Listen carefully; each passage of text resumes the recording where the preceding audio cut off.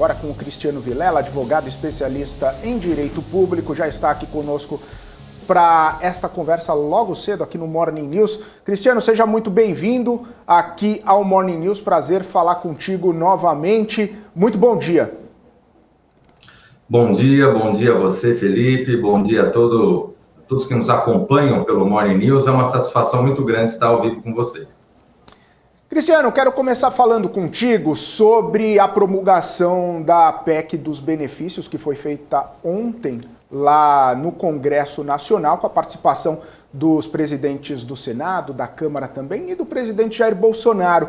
E gostaria de destacar o discurso do presidente Jair Bolsonaro, que fez um aceno para nordestinos, pessoas de baixa renda e principalmente para as mulheres. Queria saber sua interpretação, sua visão sobre esse discurso, sobre esse pacote dos benefícios, principalmente nesse quesito, né, onde o presidente Jair Bolsonaro faz esse aceno tão direto, né, a um público restrito ali, que inevitavelmente a gente relaciona com as pesquisas eleitorais, nas quais ele anda um pouco rejeitado, principalmente nesses núcleos. Qual a sua avaliação sobre esta questão, Cristiano, por gentileza? Olha, Felipe, eu concordo totalmente que nesse momento, a menos de 90 dias das eleições, toda e qualquer medida, seja de alguma forma, tem algum viés eleitoral, né? Todo qualquer fala, todo qualquer discurso, todo e qualquer benefício, ele tem um pouco desse viés eleitoral, isso faz parte da disputa política que já se aproxima, né? Então, com relação a isso, eu vejo que o presidente Jair Bolsonaro aproveitou esse contexto de uma boa notícia, né, e buscou fazer um pouco de política com esse anúncio, né, da promulgação da PEC. Eu vejo que essa PEC, é importante a gente separar um pouco o aspecto técnico, jurídico, do aspecto político. Eu vejo que, do ponto de vista jurídico, o governo acertou na PEC, ele conseguiu construir um formato legislativo que viesse a driblar as restrições impostas pela lei eleitoral, e com isso ele conseguiu atender a uma demanda social e, naturalmente, não tenho dúvida que possa ter tido algum interesse político. Mas faz parte do jogo, entrou com a proposta foi aprovada, sendo uma emenda constitucional, foi aprovada com quórum qualificado nas duas casas. Nós vemos que, inclusive, boa parte da oposição aprovou a medida. Nós tivemos, salvo engano, um senador no Senado e 14 deputados federais na Câmara dos Deputados que votaram contra. Então, você vê que foi uma vitória cachapante e com isso, portanto, o governo conseguiu estrategicamente fazer valer seus interesses, os quais, não tenho dúvida, vão ter reflexo, sim, dentro da disputa eleitoral. Doutor, eu queria entender, a gente viu ali a oposição batendo muito forte, tentando impedir o ponto do estado de emergência para ser retirado ali da PEC, né? Eles não conseguiram, né? O texto acabou passando da maneira ali do início, mas eu queria entender se fosse retirado esse estado de emergência, mesmo sendo uma PEC, né? Que passa, que não precisa ser sancionado pelo presidente da República. Isso iria caracterizar um crime eleitoral, alguma ilegalidade eleitoral, se eles conseguissem retirar esse estado de emergência? Olha, essa é uma pergunta interessantíssima, né? Eu entendo que não. Eu entendo que apenas pelo fato de tal medida, de tal norma ter entrado no ordenamento jurídico na forma de emenda constitucional, ela hierarquicamente se sobrepõe à lei eleitoral, que é uma lei ordinária, e que por isso ela não pode ficar restrita ao que está estabelecido na lei eleitoral. Agora, essa questão da emergência, ela vem a dar uma dupla segurança, porque justamente a lei eleitoral, ela também estabelece a exceção do estado de emergência. Então, eu vejo que estrategicamente o texto, né, da emenda constitucional e a forma de constituição dessa norma, de entrada dessa norma no meio jurídico, ela foi muito bem trabalhada, justamente para dar a proteção que o governo precisa, especialmente nesse momento de início, chegando ali quase no início de uma campanha eleitoral. Então, ela foi muito bem pensada, muito bem construída, para dar a proteção, para dar a blindagem que o governo precisa. Então, eu vejo que essa questão da emergência, ela não era essencial, mas ela dá essa proteção, essa garantia ainda maior para o governo. Doutor, só para complementar, mas então por que esse esforço da oposição em tentar retirar esse estado de emergência? Poderia ter alguma brecha na lei ali que poderia até colocar o presidente em perigo ali, em questão de cassação ou até impeachment? Exato, ela não seria necessariamente uma brecha, mas poderia levar a uma interpretação, né, a lógica, a argumentação jurídica que seria feita pela oposição, ela seria justamente no sentido de que, sem o estado de emergência, essa medida, essa emenda constitucional, ela acabou atropelando o que está estabelecido na lei eleitoral. Por vezes, setores que condenam essa medida argumentam que a lei eleitoral, embora uma lei ordinária, ela está fundamentada no texto constitucional, nos artigos 14 e 17 da Constituição, que estabelecem as limitações da regra eleitoral. Eu, pessoalmente, eu vejo esse argumento de uma forma muito frágil, né? Toda norma, toda lei ordinária, de uma forma geral, ela está fundamentada em algum elemento constitucional. Eu vejo que, nesse ponto, a oposição, em tese, ela teria tido um bom foro de disputa, de discussão, que seria o parlamento. E a oposição tomou uma decisão estratégica, compreensível, tanto do ponto de vista político, como do ponto de vista das necessidades da sociedade, é compreensível. A oposição tomou uma estratégia de não confrontar o texto dessa PEC. Ora, uma vez que essa PEC foi aprovada, com quórum qualificado, 2 votações em ambas as casas, uma votação acachapante, se passou a ser uma norma constitucional. Então, eu vejo que esses elementos todos já dariam a segurança necessária. Realmente, essa questão da emergência, ela é um elemento que dá a cereja do bolo, né? Que faz com que a situação do governo fique ainda mais blindada diante de qualquer questionamento que eventualmente seja feito. Doutor, a gente tem visto bastante, ainda em cima dessa questão da PEC, uma discussão sobre os impactos fiscais que ela poderia trazer. Ontem mesmo, o ministro da Economia, Paulo Guedes, disse que não existe nenhum tipo de impacto fiscal porque as contas públicas estão em dia, porque a arrecadação está mais robusta nos últimos tempos e que ele até fez uma aspa interessante lá, que quem não entende isso acaba sendo militante.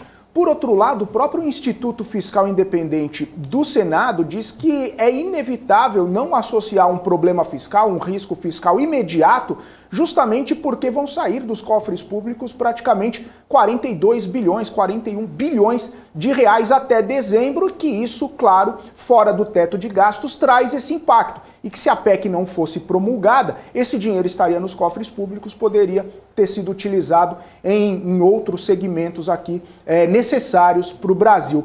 Por que existe uma complexidade ou até mesmo dificuldade de entendimento sobre o risco fiscal, se ele existe, se ele não existe, se ele impacta, se ele não impacta, e essa diversidade de entendimentos, né, tanto do governo quanto oposição, e todo mundo falando sobre essa questão.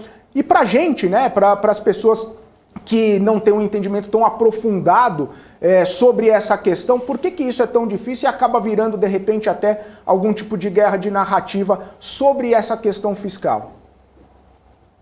Olha, eu vejo que quanto mais se aproxima do período eleitoral, mais a gente tem essa guerra de narrativas polarizadas, né? Eu vejo que o ministro Paulo Guedes, em momento algum, ele deu uma justificativa técnica que demonstre que esse gasto de 40 e tantos bilhões não vai furar o teto de gastos, em momento algum, sempre narrativas genéricas, no sentido de colocar, não, aumentou a arrecadação, não, veja bem, temos aí a venda da Eletrobras, sempre elementos genéricos, mas sem fazer um apontamento direto. Olha, tal valor vai ser suprido, tal gasto vai ser suprido através de tal elemento, de tal arrecadação, e que com isso não há nenhum tipo de furo ao teto de gastos. Então, eu vejo que, nesse sentido, o ministro Paulo Guedes ele está convencido, né, da importância política, né, de se flexibilizar o teto de gastos nesse sentido,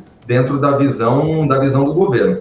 O que me chama muito a atenção nisso, e aí eu vejo que esse aspecto é um aspecto ruim, é que estamos aqui às vésperas do início de um período eleitoral e os dois principais candidatos a presidente da República já manifestaram que têm a intenção de, uma vez eleitos, buscar flexibilizar o teto de gastos. O que eu vejo que é muito ruim para a economia. Então, o teto de gastos é uma norma constitucional que foi criada há cerca de 5, 6 anos no governo Michel Temer e que vem com um interesse muito importante, que é o de dar racionalidade às contas públicas, ao gasto público, no sentido de limitar o gasto público aos índices oficiais, de modo que o gasto público não ultrapasse os limites do que já foi feito no ano anterior, feito apenas a correção dos índices oficiais, a correção do IPCA. Então, é importante, é uma medida que é muito importante,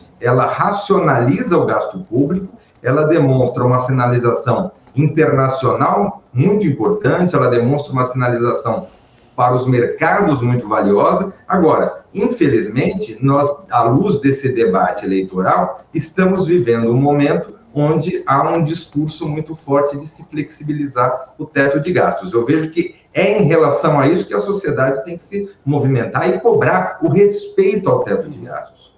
Doutor, mas se é uma medida bastante importante, como o senhor bem disse, né, que acaba limitando, trazendo um compromisso fiscal, por que a gente sempre vê essas tentativas de flexibilização? Por que a gente sempre vê essa questão sendo discutida, até mesmo para furar o teto? Como o senhor bem disse, os dois principais candidatos à presidência da República já sinalizaram que pretendem fazer algum tipo de extrapolação desse teto. Por que, se é uma medida tão importante para a economia, para trazer um determinado compromisso fiscal aqui com o dinheiro público, por que isso sempre tentam fazer alguma movimentação para furar o teto? É a política. A política é a senha que dá a explicação para essa medida. Então, é muito comum que nós vejamos especialmente os 2 primeiros anos de mandato, a disputa, a aprovação de medidas mais impopulares, de medidas que venham a estabelecer um maior rigor fiscal, medidas que não tenham tanto o apelo à sociedade. E quanto mais se aproxima do processo eleitoral, mais surge a possibilidade, a necessidade, o interesse na adoção de medidas mais palatáveis à sociedade. Então, e aí eu cito até alguns exemplos interessantes, né? A reforma da Previdência, por exemplo. Eu não tenho dúvida que a reforma da Previdência, nesse ano de 2022, jamais teria sido aprovada, né? Ela foi aprovada porque foi aprovada no primeiro ano de governo Bolsonaro. Se tivesse passado no 3º, 4º ano, com certeza não teria tido a sua aprovação. Então, essa é uma constante que a gente vê. Quando se chega num período mais próximo ao processo eleitoral, mais se percebe o interesse dos chamados pacotes de bondades, né? E isso não é algo restrito ao governo atual, é algo muito comum dentro da história política brasileira, em nível federal, em nível estadual, no âmbito dos municípios. Então, infelizmente, por vezes, se perde a racionalidade política, né, com vistas a um interesse eleitoral, a um interesse de levar um benefício à população. Doutor, muitos acreditam até que esse teto de gasto estaria ultrapassado, né, da época em que foi feito, né, da maneira como foi feito. Inclusive, a gente entrevistou alguns políticos que têm essa mesma visão, inclusive um deles é ex-presidente da Câmara dos Deputados, né, que viveu bem, né, esse teto de gasto, que é o Eduardo Cunha. E a minha pergunta é a seguinte: o senhor não acha que seria mais uma reforma nesse teto de gasto, assim que o país foi crescendo, né, as necessidades foram crescendo e mudando, né, tivemos uma pandemia, esse teto não deveria ser reformado, não deveria ter ali uma reforma até administrativa? Olha, eu compreendo essa argumentação, eu até concordo com essa argumentação, e digo mais, a legislação, ela estabeleceu essa reforma, e essa reforma ela está estabelecida para o ano de 2026, que se faça uma análise e através dessa análise se faça eventuais ajustes ou se venha a acabar com a regra do teto de gastos, enfim. Agora, a regra do jogo ela está posta, é 2026. Eu compreendo, honestamente, a única possibilidade que eu vi ao longo desses 5, 6 anos de teto de gastos, onde se justifica uma medida efetiva no sentido de flexibilizar o teto, foi exclusivamente no ano de 2020, à luz daquele forte contexto de pandemia.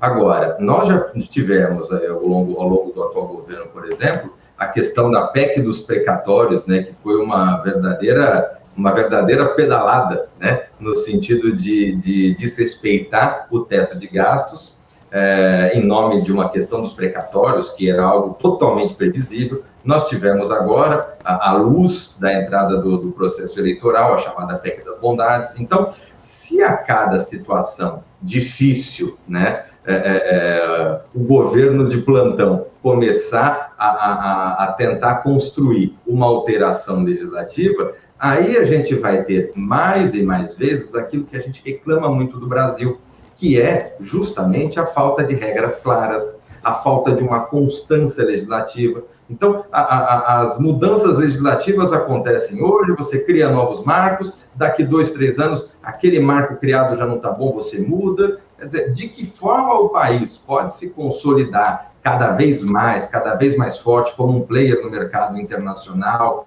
se não mantém regras claras, regras que possam ser de conhecimento prévio, para que possa, com isso, atrair recursos, atrair capital, fazer com que o país seja uma opção interessante à luz do mercado, à luz do contexto internacional. Doutor, só para encerrar, um assunto aí que vai dar o que falar na semana que vem. O presidente Jair Bolsonaro disse que convidou ali pelo menos 40 embaixadores de vários países para participar de uma reunião onde ele vai mostrar um PowerPoint para comprovar supostas falhas nas urnas eletrônicas, ali principalmente nas eleições de 2014 e 2018. O que representa ele chamar esses embaixadores para averiguar esses resultados? Ele havia pedido para o presidente do TSE para que mostrasse ali o resultado e todo o inquérito que foi feito ali do ano de 2018. Eles ainda não apresentaram, mas ele disse que tem provas, né? Já aconteceu algo parecido no ano passado, em uma live em que ele apresentou um inquérito ali da Polícia Federal em relação a algumas investigações, que na época depois virou sigiloso, né? Foi uma grande polêmica. E agora, nessa segunda-feira, ele vai ter essa reunião e vai divulgar dados aí a embaixadores. O que isso pode representar? Isso ele acaba ganhando seu eleitorado ou ele pode se prejudicar de alguma forma jurídica com isso? Olha, eu tenho uma posição no sentido de que a Justiça Eleitoral, ela é um órgão extremamente sério, extremamente qualificado, que faz aí há cerca de 90 anos, é o órgão responsável pelo acompanhamento do processo eleitoral brasileiro. É um órgão que compõe com um quadro técnico de grande qualidade, com servidores de grande qualidade, grande experiência. Tem o aspecto inovador das urnas eletrônicas, que são realmente um sucesso, né, em todo o mundo, são admiradas em todo o mundo, a forma como o Brasil faz o seu cômputo de votos, organiza o seu processo eleitoral. O processo eleitoral, ele é bastante transparente, ele é extremamente transparente, todas as etapas são feitas à luz da sociedade civil, à luz dos partidos políticos. Uma coisa que a gente sempre percebeu foi que, ao final de toda eleição, o perdedor saía reclamando, né? O que faz parte um pouco do jogo, né? No caso, agora, ele foi o ganhador, né? Exato. Nesse contexto, nós temos a grande novidade, onde o presidente da República, que saiu vitorioso, saiu reclamando. E todas as vezes em que foi instado a demonstrar provas, elementos disso, nenhuma vez foi demonstrado qualquer tipo de prova concreta com relação a isso. Então, o que se percebe nesse aspecto é um jogo de palavras, é um jogo de narrativas, o que eu vejo que faz muito mal para a sociedade, faz muito mal para as instituições. Eu vejo que o Brasil, ele tem que cada vez mais reforçar as suas instituições, reforçar as suas regras, as suas normas, fazer com que o país seja um país confiável de uma forma geral ao longo dos investidores, ao longo dos demais países, ao longo dos players no âmbito internacional e especialmente em relação à sua própria sociedade. Então, eu sou bastante contrário a esse tipo de prática que vem a criar, por algum interesse político, que vem a criar algum tipo de suspeição em relação ao processo eleitoral. O processo eleitoral brasileiro é muito correto, muito adequado, e o Tribunal Superior Eleitoral faz um trabalho excelente com relação a isso. Tá certo, muito obrigada pela participação aqui no Morning News. Conversamos com Cristiano Vilela, advogado especialista em direito público. Obrigada, bom dia, seja sempre muito bem-vindo. Um ótimo dia para vocês, uma satisfação muito grande.